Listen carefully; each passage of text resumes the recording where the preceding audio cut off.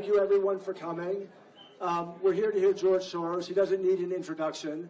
Let me just say that tonight's remarks are on the record. If you look at the cards on your table, you'll see an email address to which you can email your questions.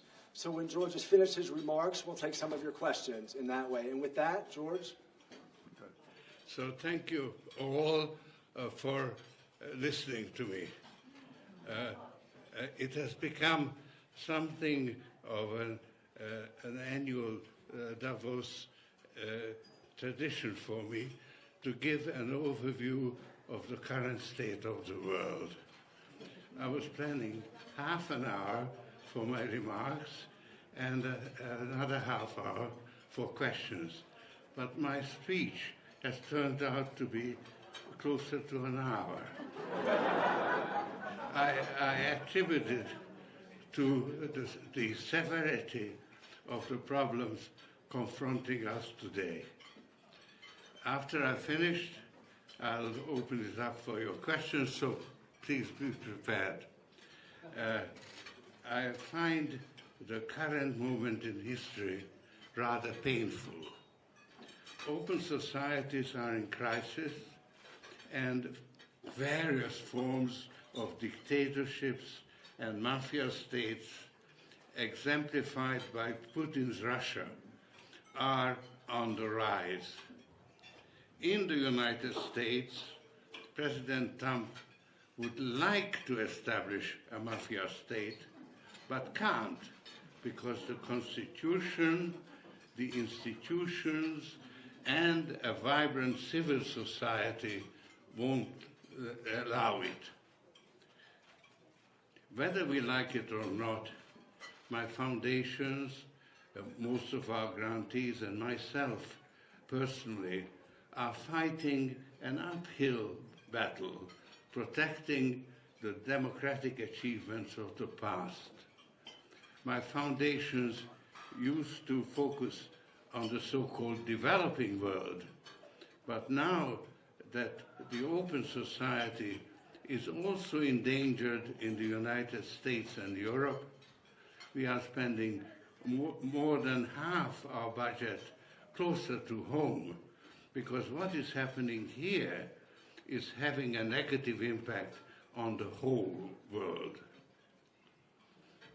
By protecting the democratic achievements of the past is not enough. We must also safeguard the values of open society so that they will be better able to withstand future onslaughts. Open society will always have its enemies, and each generation has to reaffirm its commitment to open society for it to survive. The best defense is a principled counterattack.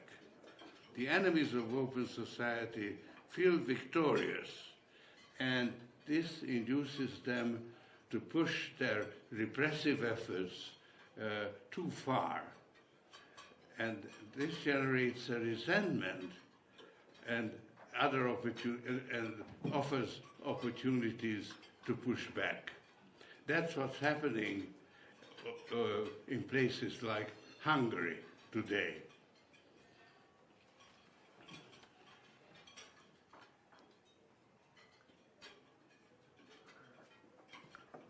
I used to define the goals of my foundations as defending open societies from their enemies, making governments accountable, and fostering a critical mode of thinking. But the situation has deteriorated. Not only the survival of open society, but the survival of our entire civilization is at stake. The rise of leaders such as Kim Jong-un in North Korea and Donald Trump in the United States have much to do with this. Both seem to be willing to risk a nuclear war in order to keep themselves in power.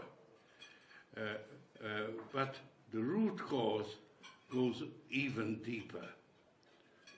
Mankind's ability to harness the forces of nature, both for constructive and destructive purposes, continues to grow, while our ability to govern ourselves properly fluctuates and is now at a low ebb.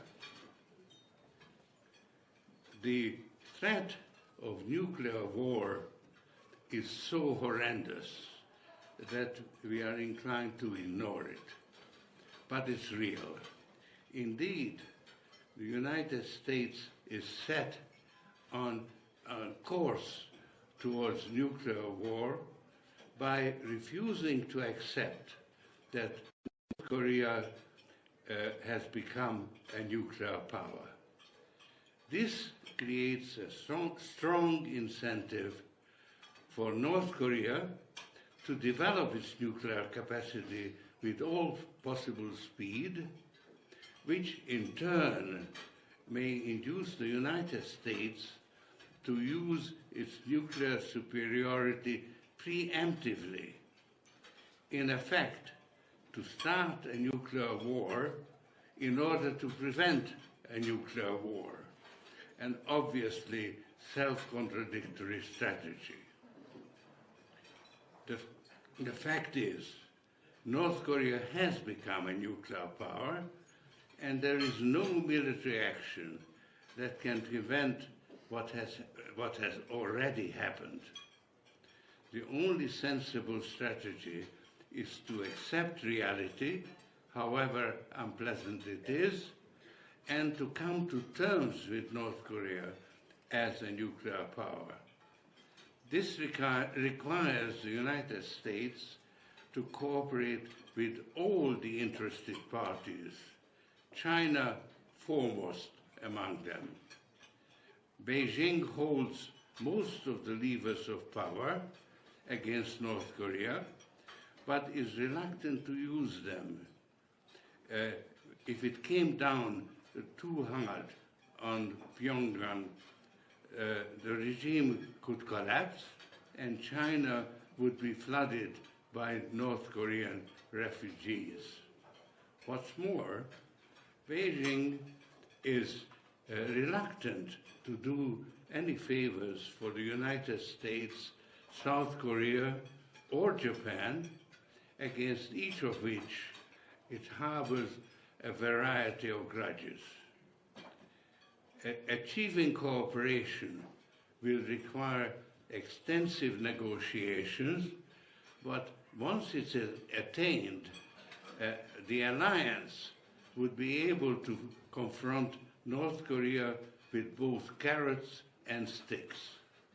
The sticks could be used to force it to enter negotiations, and the carrots to reward it for verifiably suspending further development of nuclear weapons.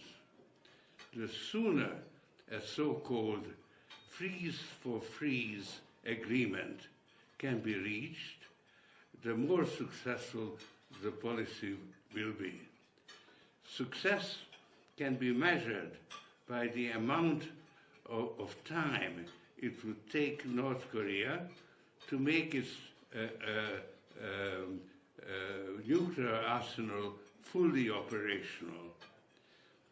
I'd like to draw your attention to two seminal reports just published by Crisis Group on the prospects of a nuclear war in North Korea.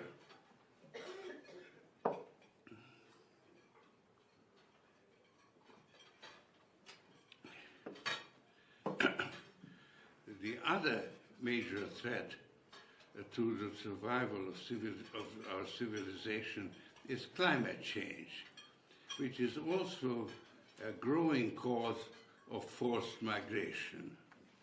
I have dealt with the problems of migration at great lengths elsewhere, but I must emphasize how severe and intractable those problems are. I don't want to go into details on climate change either, because we know what needs to be done. We have the scientific knowledge. It's the political will that is missing, particularly in the Trump administration. Clearly, I consider the Trump administration a danger to the world, but I regard it as a purely temporary phenomenon that will disappear in 2020 or even sooner. I give President Trump credit for motivating his core supporters brilliantly, but for every core supporter, he has created a greater number of core opponents who are equally strongly motivated. That's why I expect a Democratic landslide in 2018.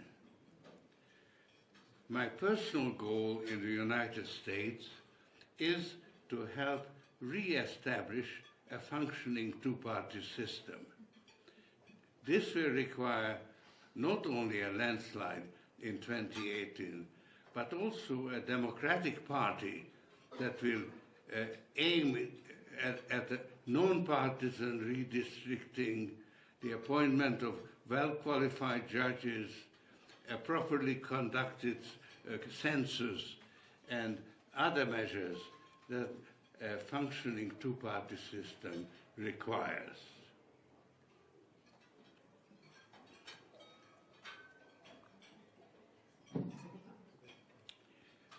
I want to spend the bulk of my remaining time on another global problem, the rise and monopolistic behavior of the giant IT platform companies. These companies have often played an innovative and liberating role, but as Facebook and Google have grown into ever more powerful monopolies, they have become obstacles to innovation, and they have caused a variety of problems of which we are only now beginning to become aware. Companies earn their profits by exploiting their environment. Mining and oil companies exploit the physical environment. So social media companies exploit the social environment. This is particularly nefarious because social media companies influence how people think and behave without them even being aware of it. This has far-reaching adverse consequences on the functioning of democracy, particularly on the integrity of elections. The distinguishing feature of internet platforms is that they are networks and they enjoy rising or marginal returns, and that accounts for the phenomenal growth. The network effect is truly unprecedented and transformative, but it's also unsustainable. It took Facebook 8.5 years to reach the first billion users, and half that time to reach the second billion. At this rate, Facebook will run out of people to convert in less than 3 years. Facebook and Google effectively control over half of all internet advertising revenue. To maintain their dominance, they must expand their networks and increase their share of the user's attention. Currently, they do this by providing users with a convenient platform. The more time users spend on the platform, the more valuable they become to the companies.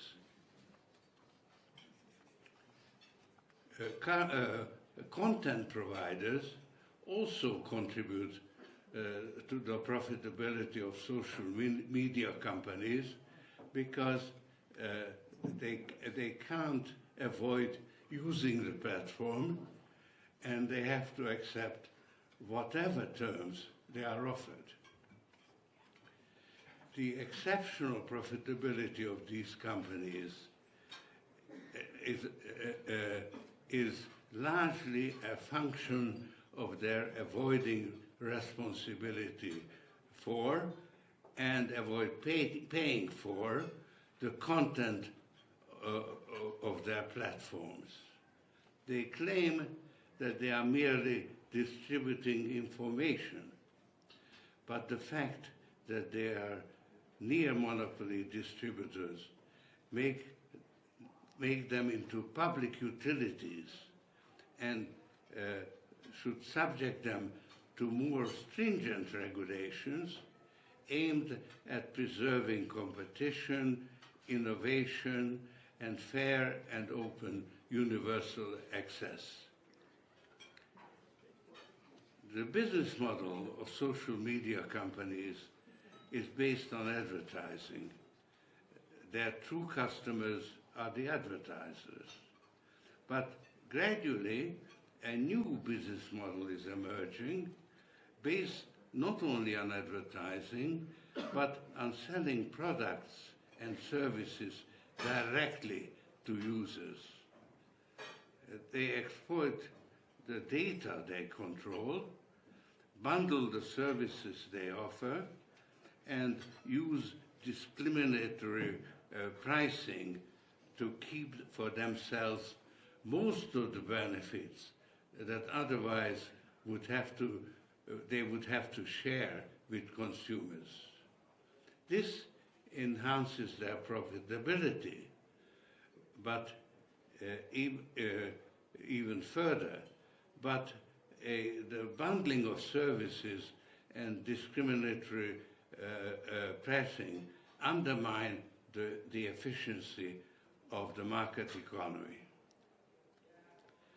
Social media companies deceive their users by manipulating their attention and directing it towards their own commercial purposes. They deliberately engineer addiction to the services they provide. This can be very harmful, particularly for adolescents. There is a similarity between internet platforms and gambling companies. Casinos have developed techniques to hook gamblers to the point where they gamble away all their money, even money they don't have. Something very harmful and maybe irreversible is happening to human attention in our digital age. Not just distraction and addiction. Social media companies are inducing people to give up their autonomy. The power to shape people's attention is increasingly concentrated in the hands of a few companies. It takes a real effort to assert and defend what John Stuart Mill called the freedom of mind. There is a possibility that once lost, people who grow up in the digital age will have difficulty in regaining it. This may have far-reaching political consequences. People without the freedom of mind can be easily manipulated. This danger doesn't loom only in the future. It's already played an important role in the 2018 US presidential elections. But there is an even more alarming prospect on the horizon. There could be an alliance between authoritarian states and these large, data-rich IT monopolies that would bring together nascent systems of corporate surveillance with an already developed system of state-sponsored surveillance. They may even result in a web of totalitarian control, the likes of which not even Aldous Huxley or George Orwell could have imagined. The countries in which such unholy marriages are likely to occur first are in Russia and China. The Chinese IT companies in particular are fully equal to the American ones. They also enjoy the full support and protection of the Xi Jinping regime. The government of China is strong enough to protect its national champions, at least within its borders. US-based IT monopolies are already tempted to compromise themselves in order to gain entrance to this vast and fast-growing market. The dictatorial leaders in these countries may be only too happy to collaborate with them, since they want to improve their own methods of control over their own populations and expand their power and influence in the United States and the rest of the world. The owners of the platform giants consider themselves the masters of the universe, but in fact they are slaves to preserving their dominant position. It's only a matter of time before the global dominance of the US IT monopolies is broken. Davos is a good place to announce that their days are numbered. Regulation and taxation will be their undoing, and EU Competition Commissioner Vestager will be their nemesis.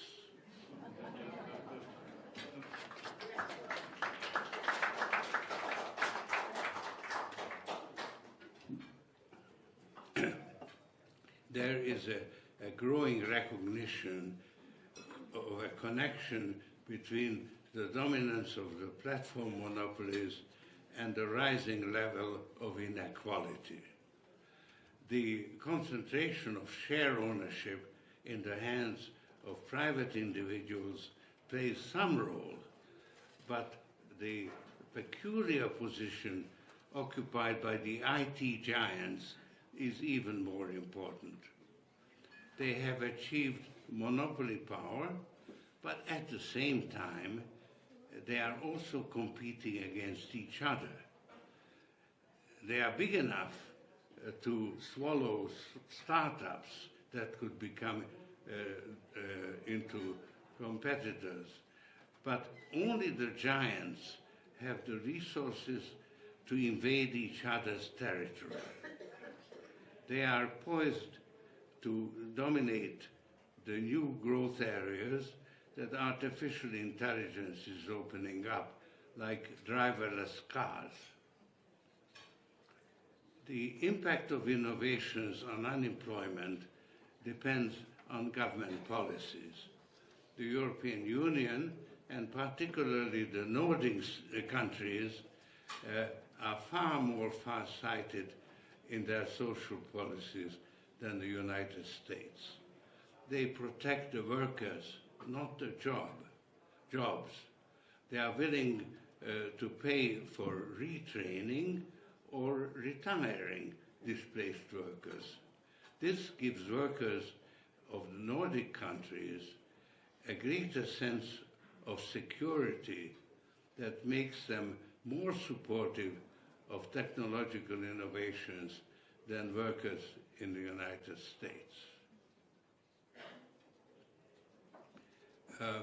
The internet monopolies have neither the will nor the inclination to protect society against the consequences of their actions. That turns them into a menace, and it falls to the regulatory authorities to protect society against them. In the United States, the regulators are not strong enough to stand up their political influence. The European Union is better situated because it doesn't have any platform giants of its own. The EU uses a different definition of monopoly power from the United States. US law enforcement focuses primarily on monopolies created by acquisitions, whereas EU law protects the abuse of monopoly power irrespective of how it is achieved. Europe has much stronger privacy and data protection laws than America. Moreover, US law has adopted a strange doctrine. It measures harm as an increase in the price paid by consumers for services rendered. And that's almost impossible to prove when most services are provided for free. This leaves out of consideration the valuable data that platform companies collect from their users. Commissioner Vestager is the champion of the European approach. It took the EU 7 years to build a case against Google, but as a result of her success, the process has been greatly accelerated. Due to her proselytizing, the European approach has begun to affect attitudes in the United States as well.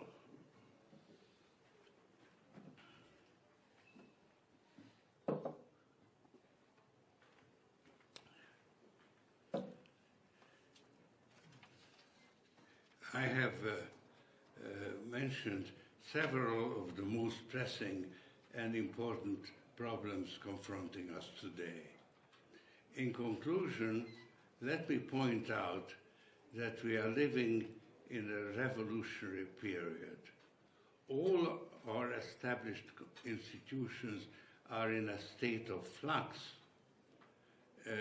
And in these circumstances, both fallibility and reflexivity are operating at full force. I lived through similar conditions in my life, most recently some 30 years ago. That's when I set up my network of foundations in the former Soviet Empire. The main difference between the two periods is that 30 years ago, the dominant creed was international governance and cooperation. The European Union was the rising power, and the Soviet Union the declining one. Today, however, the motivating force is nationalism. Russia is resurgent, and the European Union is in danger of abandoning its values. As you will recall, the previous experience didn't turn out well for the Soviet Union.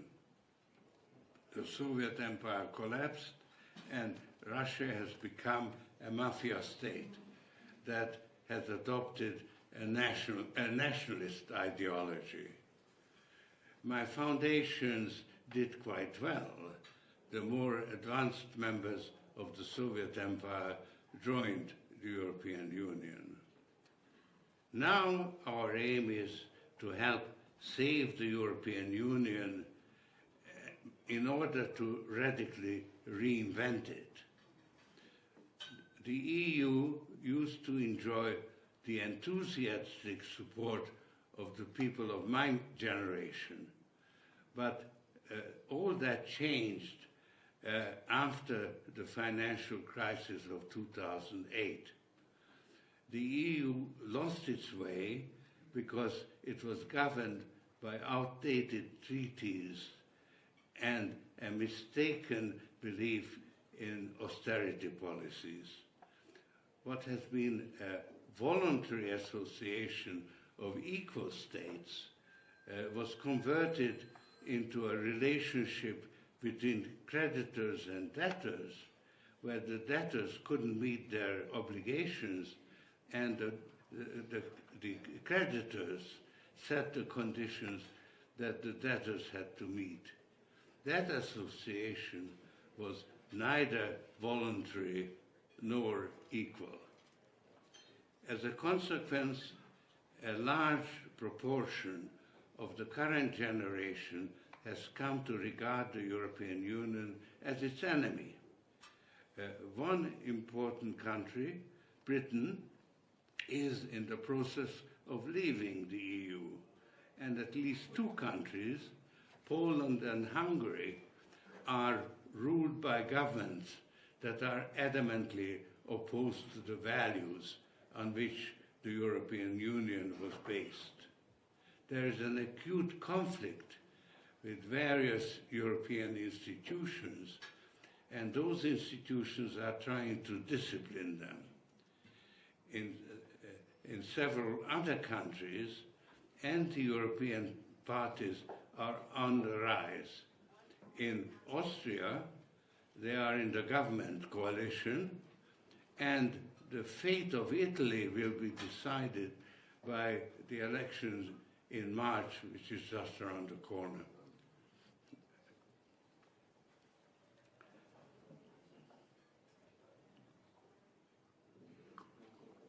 How to prevent the European Union from abandoning its values? We need to reform it at every level. At the level of the Union itself, at the level of the member states, and the level of the electorate.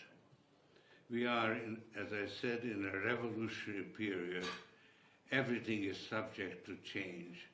The decisions taken now will define the shape of the future in Europe.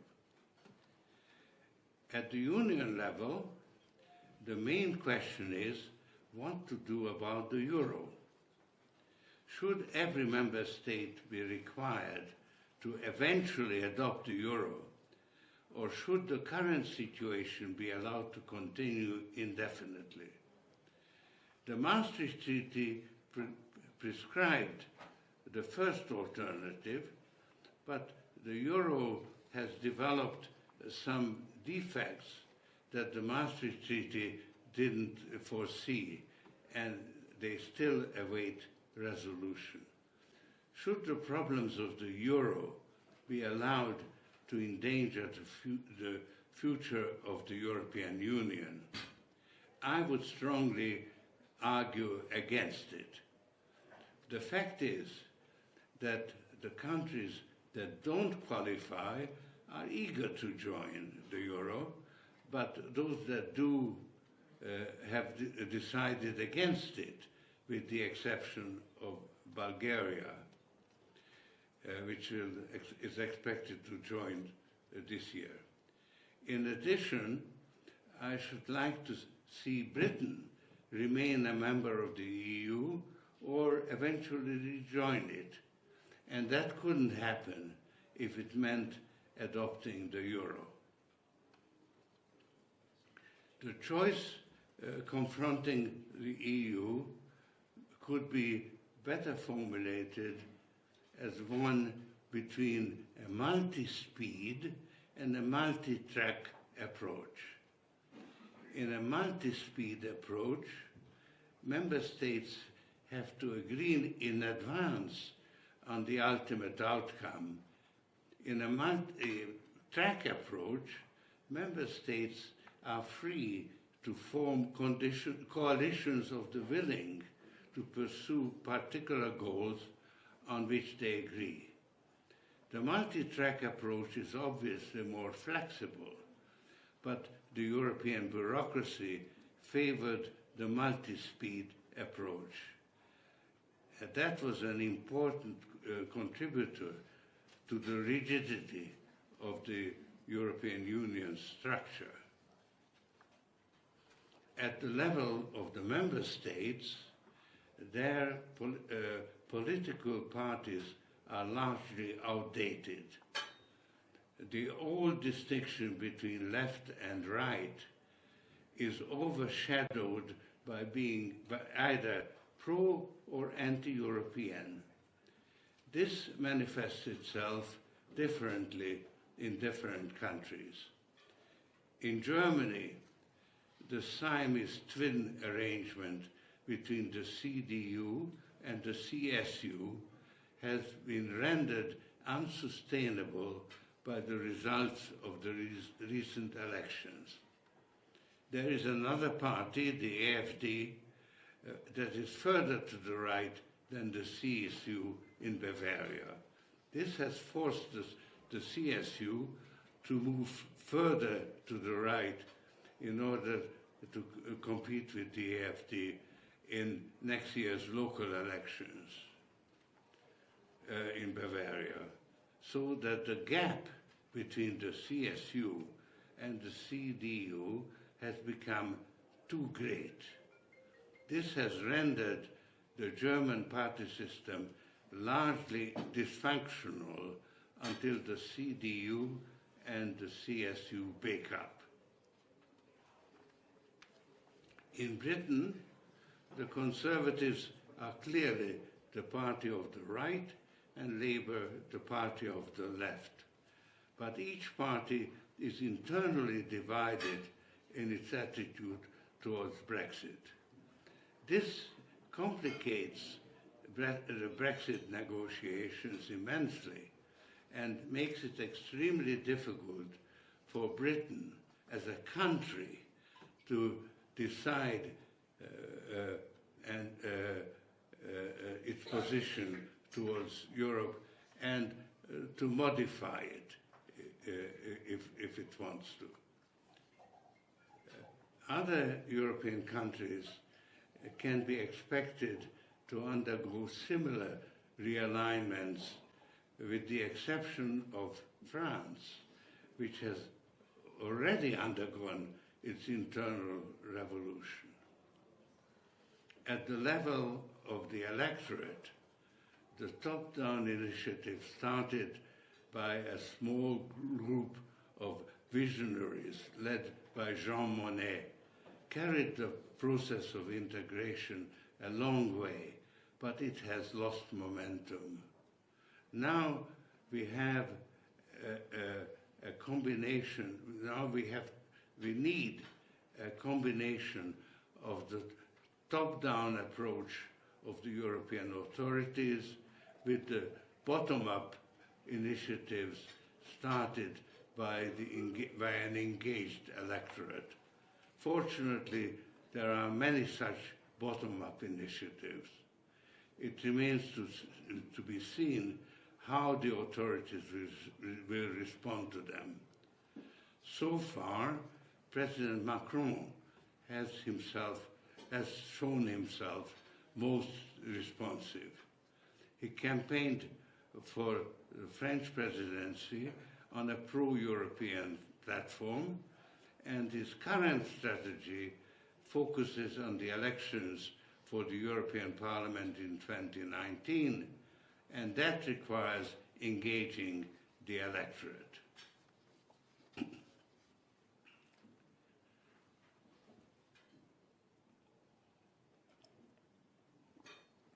While I have analyzed Europe in greater detail, from a historical perspective, what happens in Asia is ultimately much more important.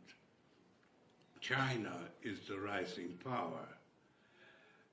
There were many fervent believers in the open society in China who were sent to be re-educated in rural areas during Mao's revolution.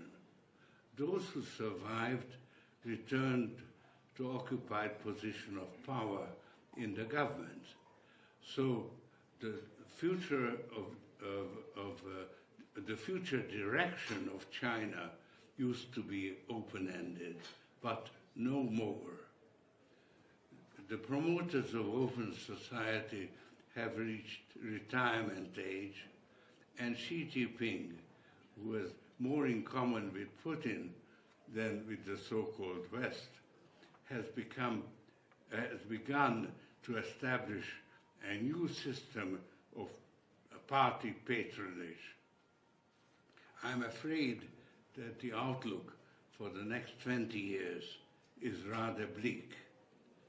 Nevertheless, it's important to embed China in institutions of global governance, because this may help to avoid a world war that would destroy our civilization.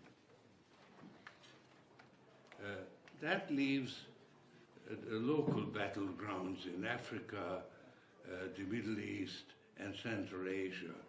My foundations are actively engaged in all of them. We are particularly focused on Africa, where would-be dictators in Kenya, Zimbabwe, and the Democratic Republic of Congo have perpetrated electoral fraud on an unprecedented scale, and citizens are literally risking their lives to resist the slide into dictatorship. Our goal is to empower local people to deal with their own problems, and particularly the AU, the African Union, to become more important. Then also to assist the disadvantaged and to reduce human suffering to the greatest possible extent.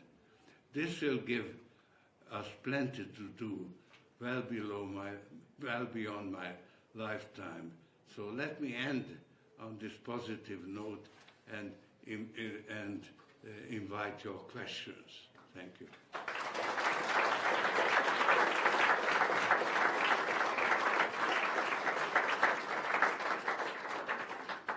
Okay, let me just say first, if you have not received the text of George's remarks, let me know. You can send me an email at m@soros.com, and I'll make sure you get them. So there are a lot of questions, George, on migration. But let's talk first about a topic that was probably the most asked. You were pretty hard on Facebook and Google. What solutions might you propose, and how should these companies be regulated? Well, I don't propose to be an expert on the subject. I think it's a very complicated issue. It requires the full-time attention of those who formulate the new laws and the enforcement of those laws. I've put my faith in them, and particularly on Commissioner Vestager, who has done the most in the last 7 years to enforce the laws and to won an award against Google. And that's only the opening.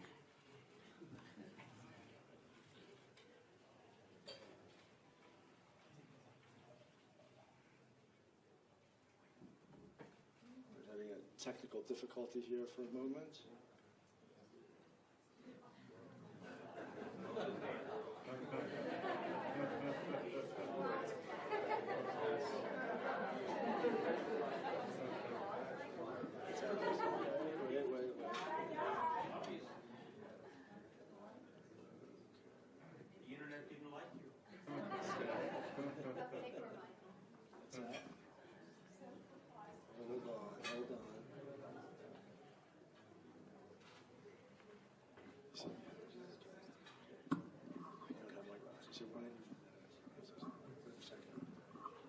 So I have a question. Why you invest in social media companies?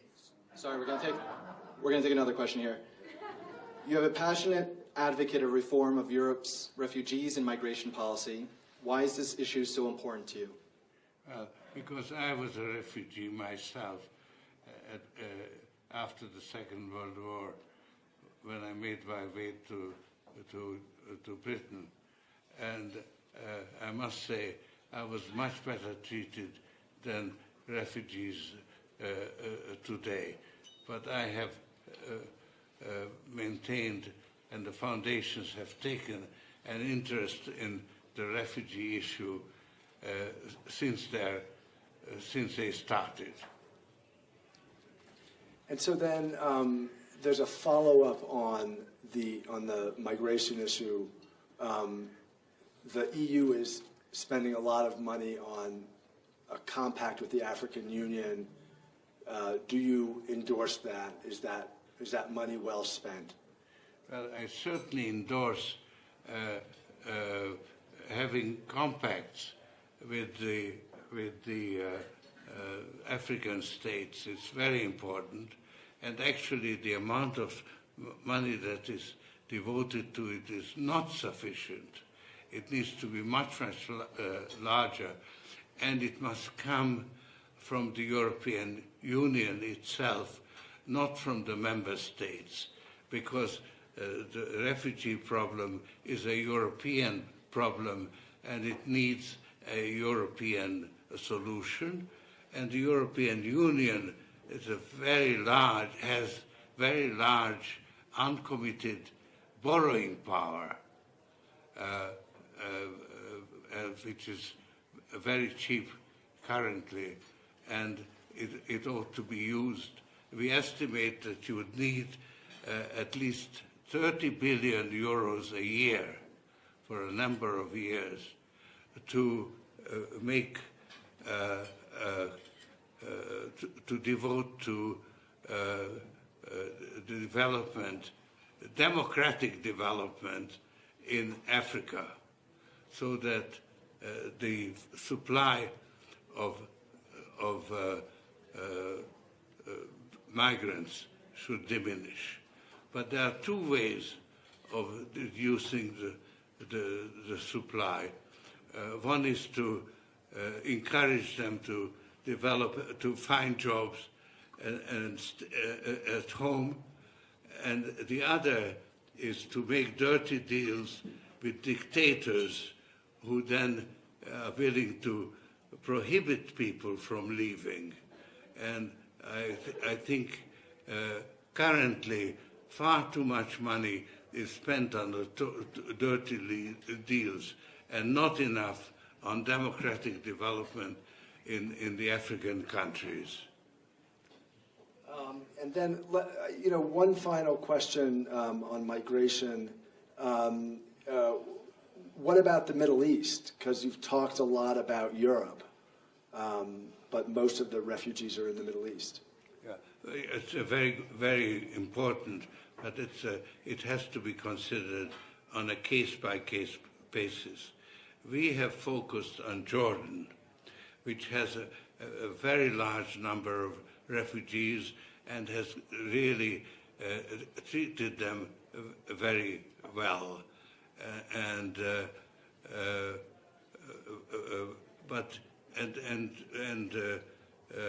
European Union has opened up its market to Jordan exports, but didn't provide sufficient advice on how to develop products and how to sell those products in Europe. As a result, exports to Europe have not increased, while the US, which has concluded a similar deal earlier, is importing very large amounts of particularly clothing from Jordan. So more could be done, and I think we as a foundation have made Jordan our top priority because it has the potential of solving its problems and distinguishing itself from its neighborhood, which has become redlined by investors. And they are developing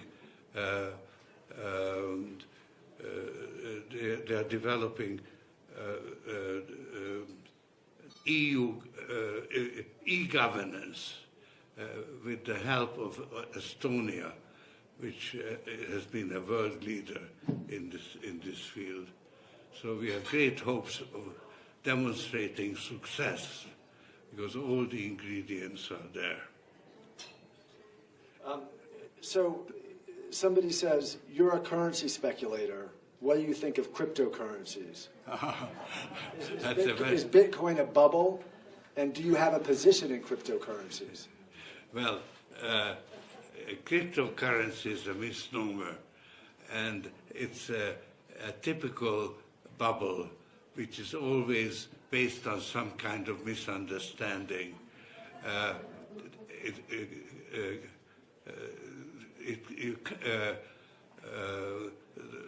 The Bitcoin is not a currency, because a currency is supposed to be a stable store of value, and a currency that can fluctuate 25% in a day can't be used, for instance, to pay wages, because the wages could drop by 25% in a day. So it's a speculation. It's based on a misunderstanding. There is also a very innovative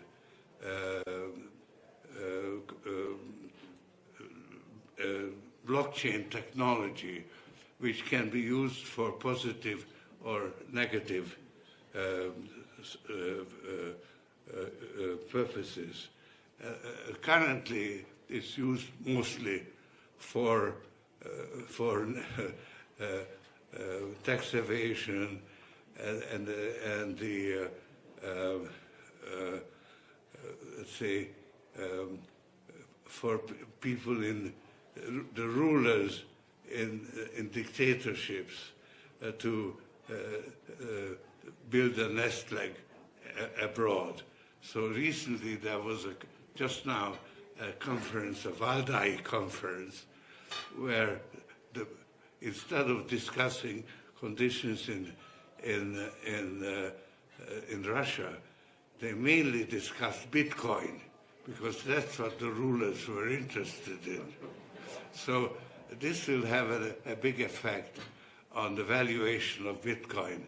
Normally, when you have a parabolic curve, eventually it has a very sharp break. But in this case, I think as long as that you have got dictatorships on the rise, you will have a different ending, because the rulers in those countries are going to turn to Bitcoin to build a nest egg abroad. So I expect instead of an abrupt break to have a rather flat top over, but it's nevertheless a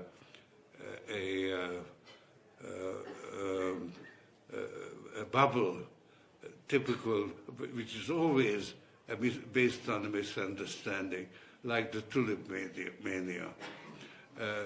But the blockchain technology can be put to positive use, and we use it actually in helping migrants to communicate with their families and to keep their money safe and carry it with themselves. So, speaking of dictators, there are a couple of questions around Hungary, and I would combine these to say, essentially, what do you make of the Orban government's attack on you? Well, I mentioned it briefly that people, dictators who are successful tend to overstep the mark and make themselves vulnerable for a counterattack. And let me explain how the situation in Hungary. Orban has based his re-election campaign on demonizing me. And he conducted a national inquiry which attributed to me 7 actions or statements which I showed to be false. And actually, the Hungarian court, or appellate court, forbade Orban to use that questionnaire. But by that time, the inquiry had concluded, so the Hungarian public never heard about that decision.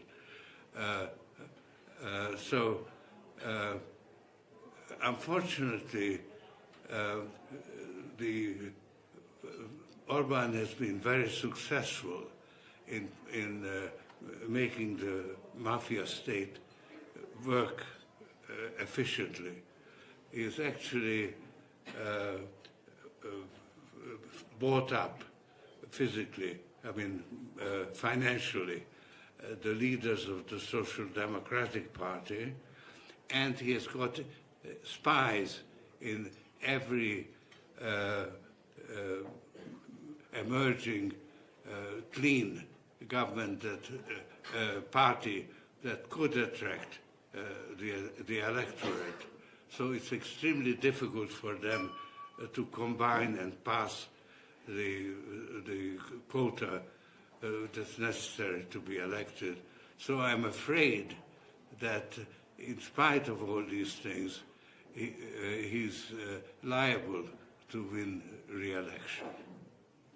On that, George, are you done? Do you want to take one more question, or? I just found yeah, go ahead. Okay, so let's see.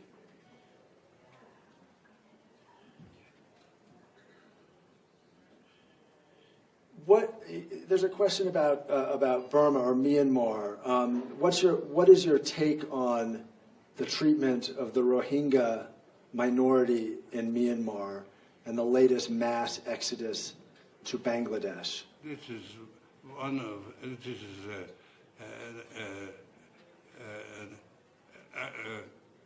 an issue that I am very, very much engaged in.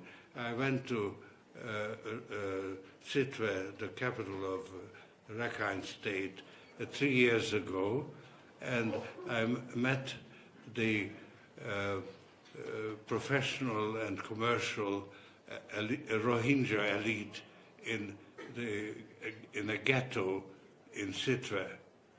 And I said to them, I'm a Rohingya. And I meant it because their condition reminded me of the ghetto in Budapest during the war. And I have taken a personal interest in their fate, and it's terrible. I mean, it's whether it's genocide or crimes against humanity is for the experts to decide. But it is currently going on because there is an effort to repatriate an agreement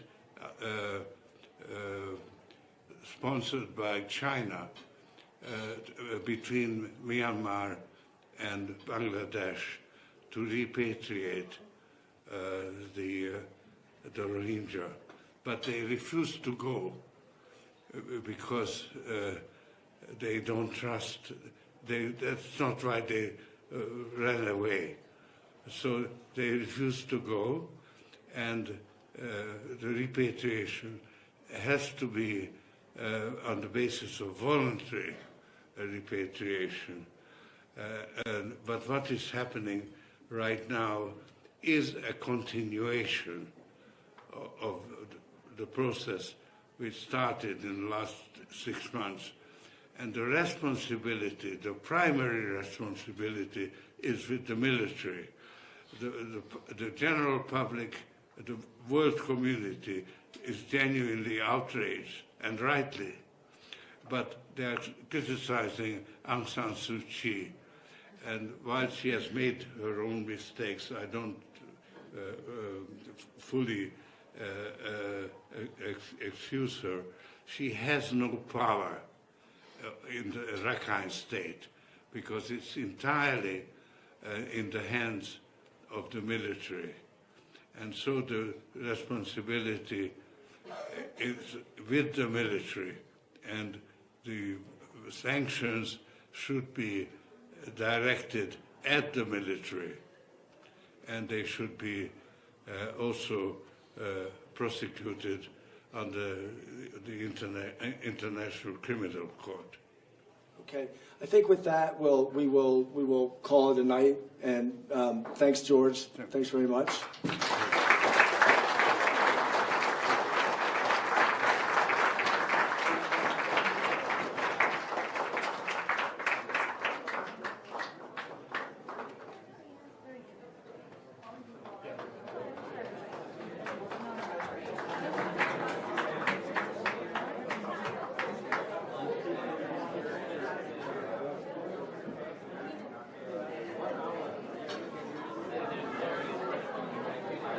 Sorry, everybody.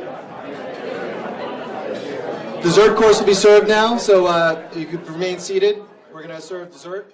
Thank you for your patience while dinner is being removed.